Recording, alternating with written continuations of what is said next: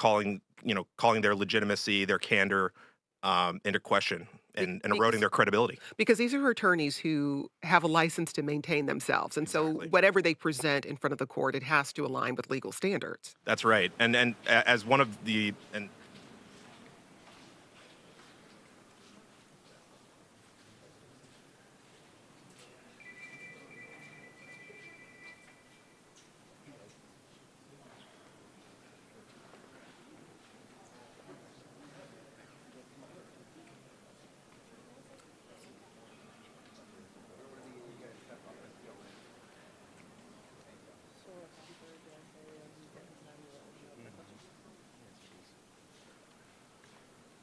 Okay, ready?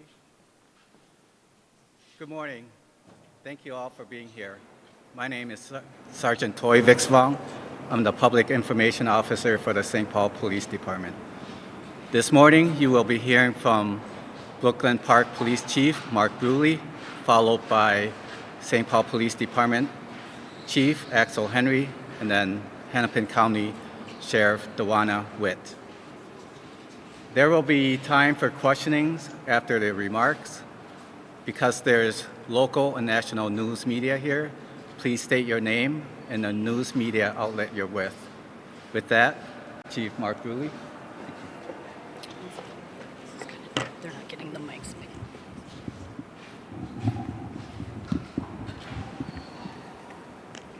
Good. Good morning, everyone. I'm Mark Bruley, Police Chief of the City of Brooklyn Park. Behind me is a bunch of amazing police chiefs that are here in support of a very short but very important message that we want to share with you. What you won't hear from any of us today is rhetoric of abolish ICE or that there shouldn't be immigration enforcement. The truth is, immigration enforcement is necessary for our national security and for local security. But how it's done is extremely important. In fact, we have a long history of working exceptionally well with our federal partners, including ICE agents, and we have seen the best of them perform their job extremely well in the past. With that said, recently, as the last 2 weeks, we, as law enforcement community, have been receiving endless complaints about civil rights violations in our streets from U.S. citizens. What we're hearing is they're being stopped in traffic stops or on the street with no cause and being forced to demand paperwork to determine if they are here legally. As this went on over the past 2 weeks, we started hearing from our police officers the same complaints as they fell victim to this while off duty. Every one of these individuals is a person of color who has had this happen to them. In Brooklyn Park, one particular officer that shared her story with me was stopped as she passed ICE going down the roadway. When they boxed her in, they demanded her paperwork, of which she's a U.S. citizen and clearly would not have any paperwork. When she became concerned about the rhetoric and the way she was being treated, she pulled out her phone. In an attempt to record the incident, the phone was knocked out of her hands, preventing her from recording it. The officer had their guns drawn during this interaction. And after the officer became so concerned, they were forced to identify themselves as a Brooklyn Park police officer in hopes of slowing the incident and de-escalating the incident down. The agents then immediately left after hearing this, making no other comments, no other apologies, just got in their vehicles and left. I wish I could tell you that this was an isolated incident. In fact, many of the chiefs standing behind me have similar incidents with their off-duty officers. This isn't just important because it happened to off-duty police officers, but what it did do is we know that our officers know what the Constitution is, they know what right and wrong is, and they know when people are being targeted, and that's what they were.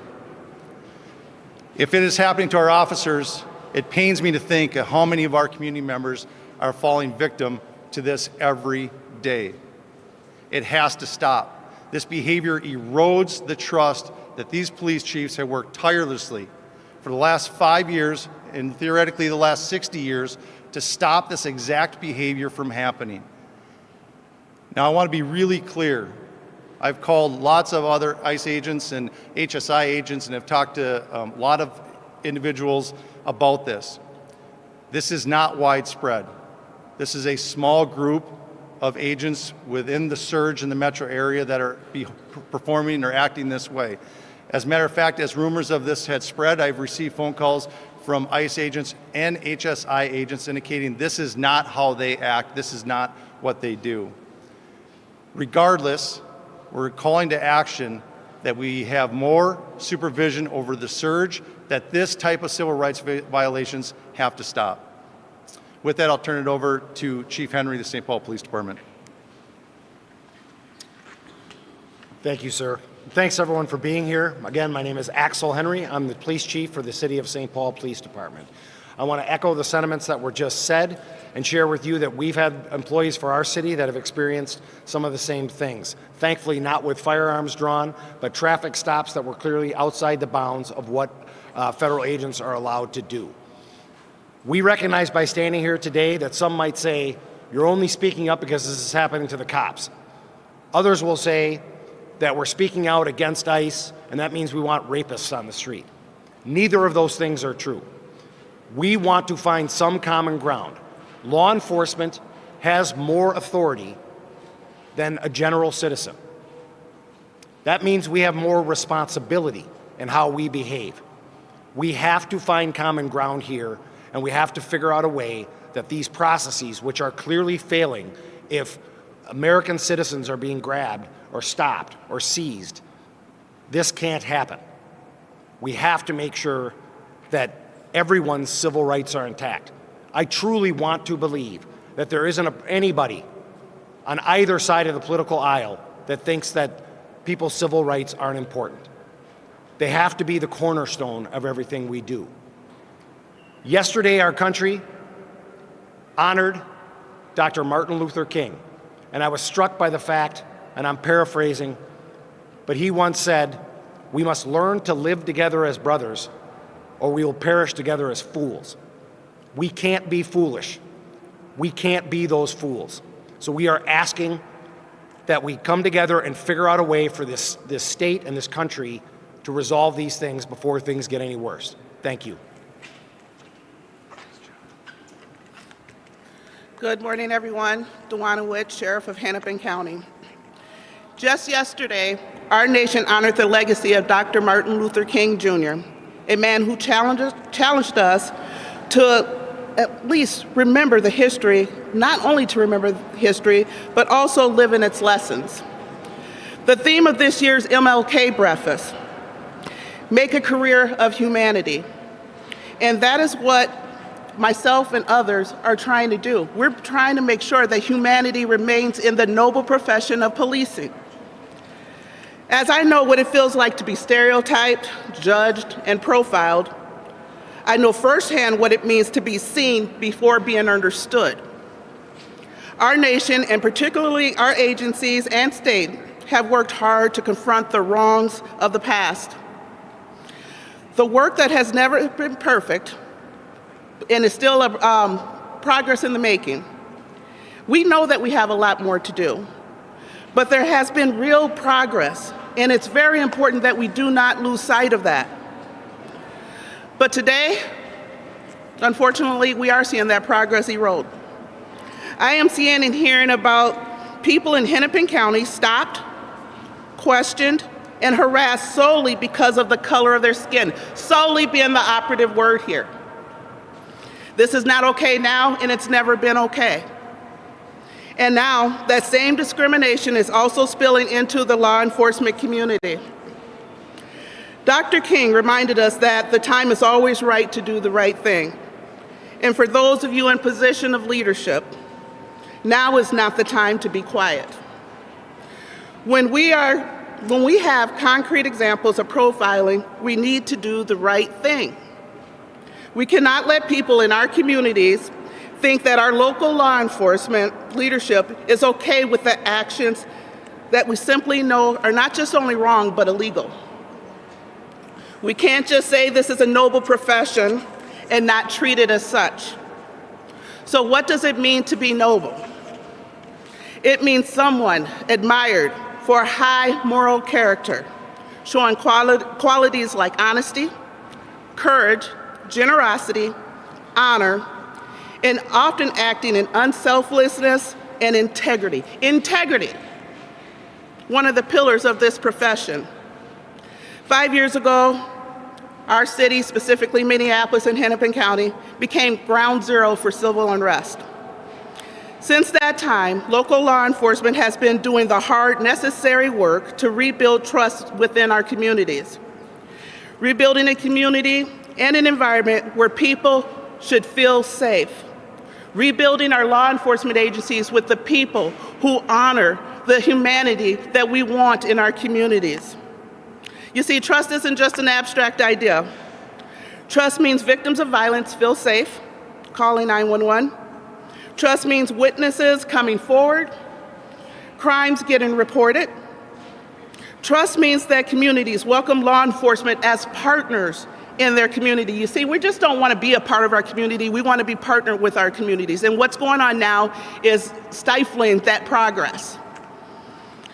And on a very basic level, trust means parents are not afraid to let their children go to school or church. Business owners are able to open and thrive off of their hard work of being business owners. The trust is fragile right now, and it is essential. It is an essential element to public safety. Today, that trust is being damaged, broken by the questionable and sometimes unethical actions of some federal agents, particularly in these last recent weeks.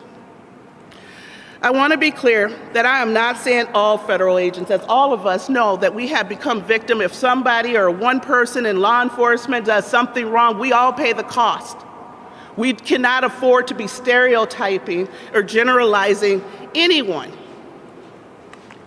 Our communities have less trust in all law enforcement when this happens, not just the federal agents, but our local law enforcement, and we're here to stay. Those harmful actions causes a ripple effect through all of our professions and through all of our agencies. What I want to assure you is we are here because we all believe that our jobs are to be done professionally, lawfully, and obviously treating people with dignity and respect. Not just marginalized communities, but every single person who calls Minnesota home. This moment is the time to do what's right.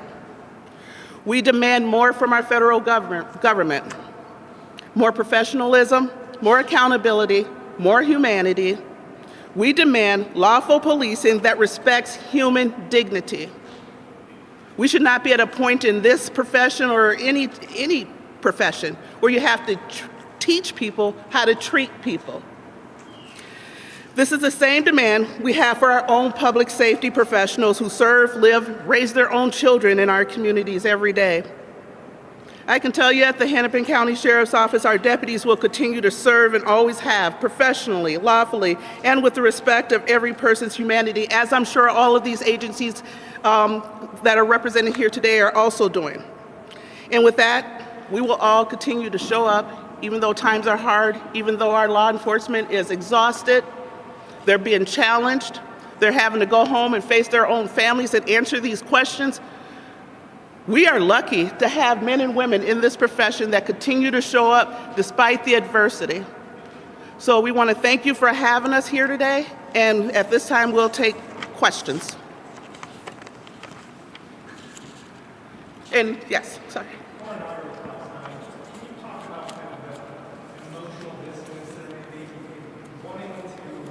Put criminals away and seeing the constitutional violation, the racial profiling that is part of this mass operation here with that as the state point.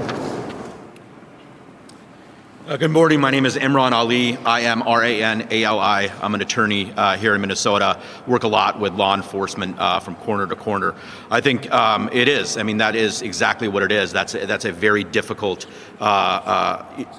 issue that's before us. But the reality still remains is that the Constitution applies to everyone, and we have, and I think it's echoed, with the speakers that we've had today. We have federal ICE officers that are in their line of duty, right? They have to do what they do, right? I mean, they're ordered to do so, and they're carrying out those lawful efforts. And what we see, though, is we see people that are obstructing in that.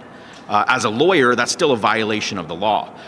What we can do is we can talk about the tactics and the emotion that's there, and there's a place for that, and that place is to be discussed a lot, and also in the courtroom.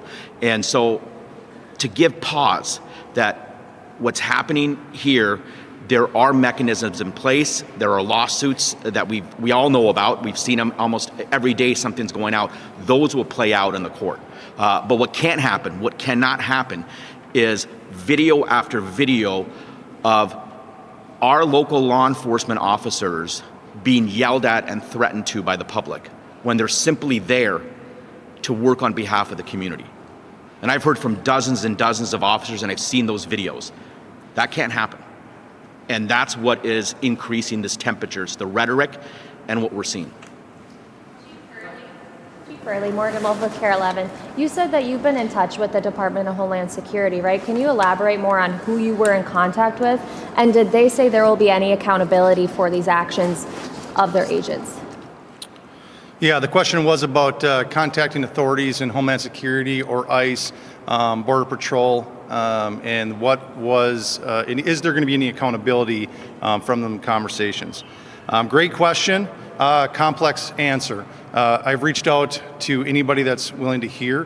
One of the real concerning problems that I have with this surge in the metro is the span of control, in that there are so many different groups that do not know what other groups are doing or who is out at any location. And so when you call ICE leadership, or you call Border Patrol leadership, or you call Homeland Security leadership, they're unable to tell you what their people were doing that day.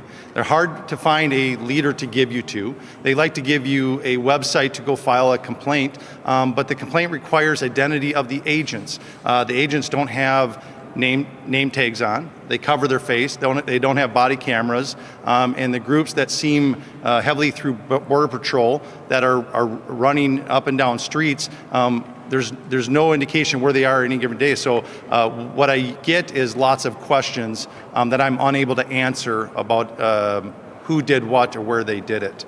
What I will tell you is I have contacts through 30 years of law enforcement with many different agents in ICE, HSI, and others.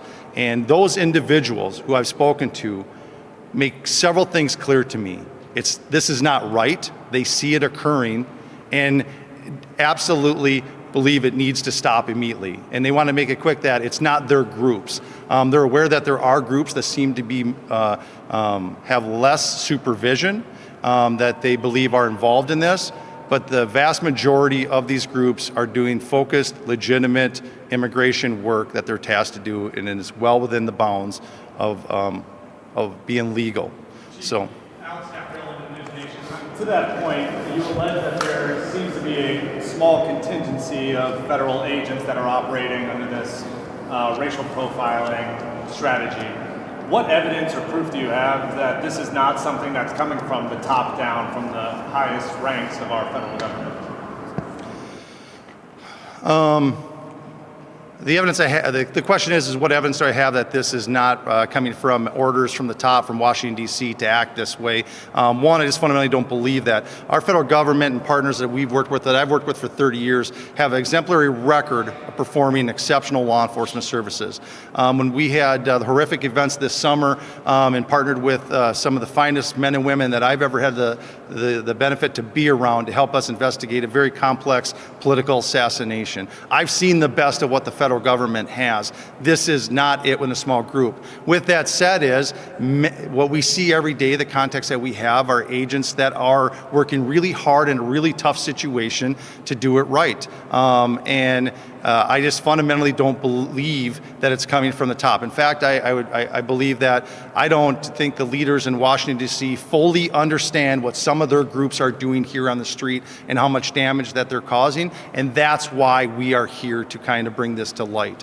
What evidence is the question that you asked? What actual evidence do I have? None other than agents that I've talked to and leadership in certain groups of teams have made it clear that this is unacceptable behavior, that they've never been told this is okay. In fact, that they know it's not okay. They're held accountable to a higher standard, which makes me believe that what I fundamentally believe that this is a small group of individuals performing this. And I will be honest, this really to me started 2 weeks ago, which feels like was the last surge of Border Patrol when they arrived, is when we started seeing this really change of behavior where it's street level jump outs or traffic stops, which the federal government is not allowed to do traffic stops and tell people that they're stopping them for speeding, which is what we're seeing. That's not allowed. They are not able to do that. They need to have reasonable suspicion that somebody is here illegally for them to stop them, whether on the street or the other stop them in a vehicle. So, Are you talking about dozens of agents, a handful of agents? the question is, what is a small group? I absolutely have no idea. This is far outside of my purview as a local police chief. But what I do know is it's really impacting my community, what my community does and how they feel, and it's impacting our brand as police officers, our brand of how hard we work to build trust, to police in a way that builds legitimacy in what we do. And when people armed with rifles that have just police across their vest get out and act a certain way, of course, our public thinks that's us. Many agencies that you've probably seen, and many of them are behind me, have had to put out pamphlets showing what a Brooklyn Park police officer looks like and what an ICE agent looks like, to make sure that we tell community they are different. Those are not Brooklyn Park officers or St. Paul officers or Brooklyn Center officers. Those are ICE agents. To answer your question specifically, I have no idea what groups or who it is or how many, but I know it is a small portion of the whole. One more follow-up. What message do you think it sends to the public if you, a police chief, you've had decades of law enforcement experience, what message does it send to the public when you are having a hard time getting answers from the Department of Homeland Security? Yeah, the question is, what message does it send to the community if I, as a police chief, have a hard time getting answers? How does that leave the community for them to get answers? I think it makes them feel lost. It makes them feel concerned. It makes them feel fearful. And that's why we're here today. Really for Chief Bruley or any of the law enforcement leaders that are getting these complaints, I'm wondering, is there anything that your agencies are you investigating these complaints that U.S. citizens or anybody else is bringing up with these concerns with officers? Are you investigating them? And do you have the jurisdiction to investigate these complaints?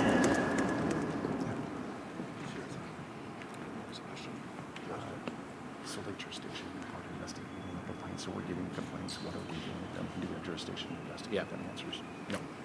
Yeah. The question is about jurisdiction, and when we get those complaints, what do we do with those? Again, really difficult because we have, the federal government, and we also have on the state side of it as well. Obviously, I know that any law enforcement department in Minnesota is going to take any complaint that they get, but what sort of teeth do they have? What sort of enforcement do they have under the law? That is different. Again, the big issue here is it seems if people are that rhetoric is just passing like this. Everybody's passing and then they're saying things and they're not getting it in their head. It's clear that those avenues that can be utilized for the United States citizens that feel that something is happening, we've seen those lawsuits, and those lawsuits are appropriate, and the courtroom where those are discussed, that's appropriate as well. But as far as the mechanism for us to investigate those on a state side, it's just not there. We'll take a couple more questions. Derek James from WCCO and CBS News Minnesota. It seems to me there's a patchwork of federal agents from different agencies all on the ground.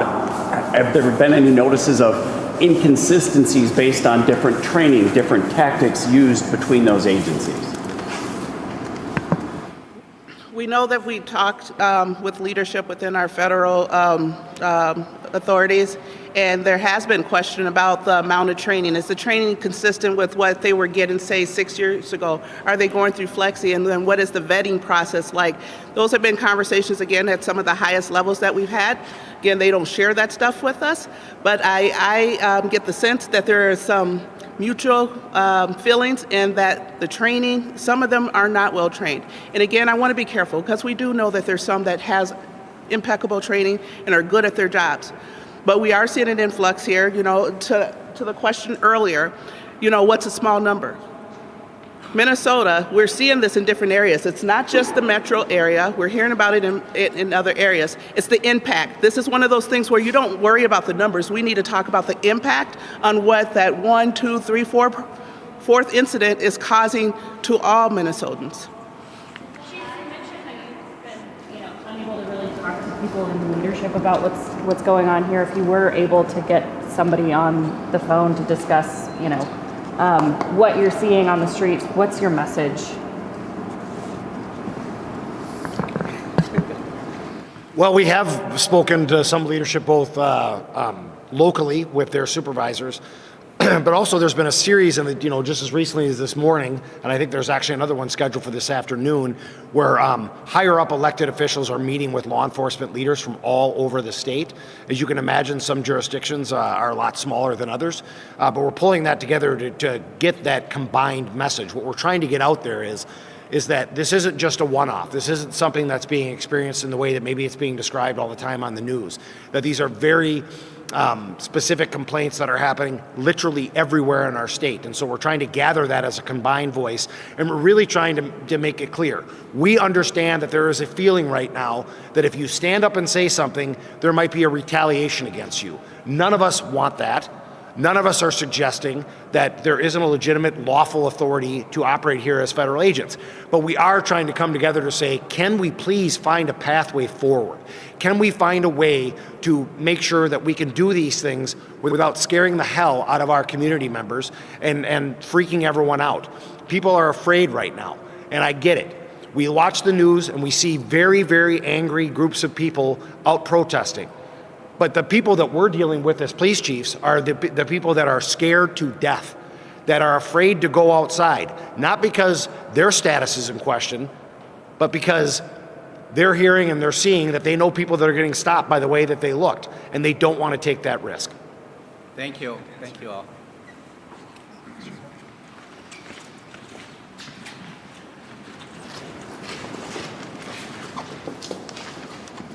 What else do you edit?